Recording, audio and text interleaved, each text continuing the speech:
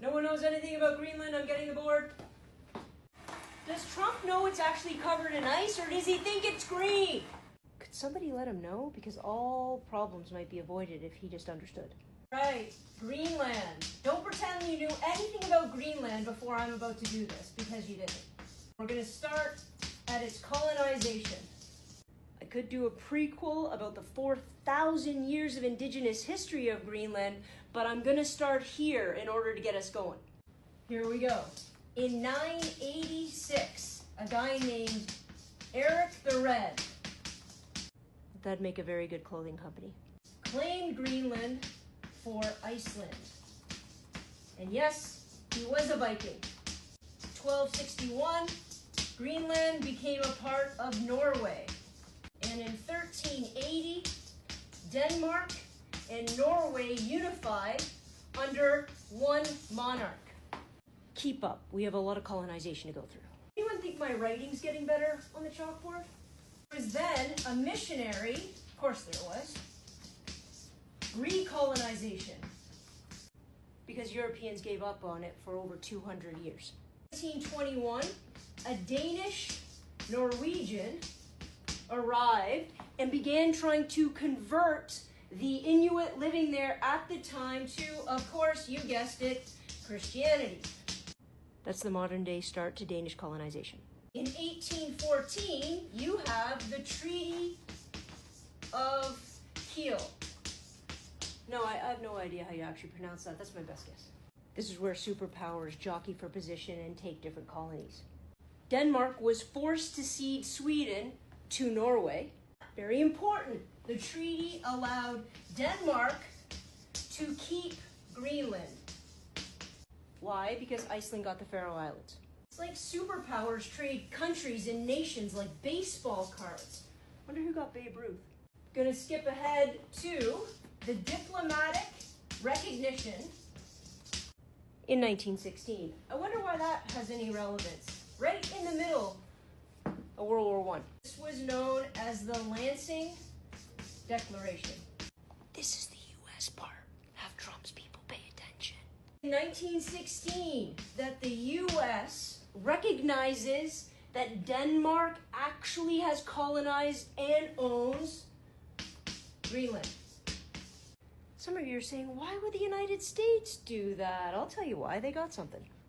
The U.S. buys, they really do like to throw around their money, what we now know as the U.S. Virgin Islands. Guys, they made a trade is what they did. Get island buying money. That's what I want to know. Second part, World War II protection. Just as a side note, be careful when you ask the U.S. to protect you. They usually try to take you over later. 1940 to 45. 1941, they signed a defense agreement with the United States for the duration of the war. In that, they used the Monroe Doctrine to protect Greenland from anybody else taking it over. You can barely get that out without laughing. Protect it until Donald Trump wants to take it over. Okay, I see. Funnily enough, they were really worried that the UK or Canada was going to invade and take it over. Now, post-war, the US is supposed to give all control of Greenland back to Denmark. They did, however, toss around the idea about buying it for about $100 million. All this talk, one island. Here's where it gets messy. Cold War cooperation. Choosing sides in the Cold War got everybody into trouble.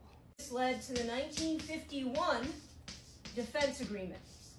This allowed the United States to invest in a permanent station, a military base for the United States Army. I think this might have been their biggest mistake.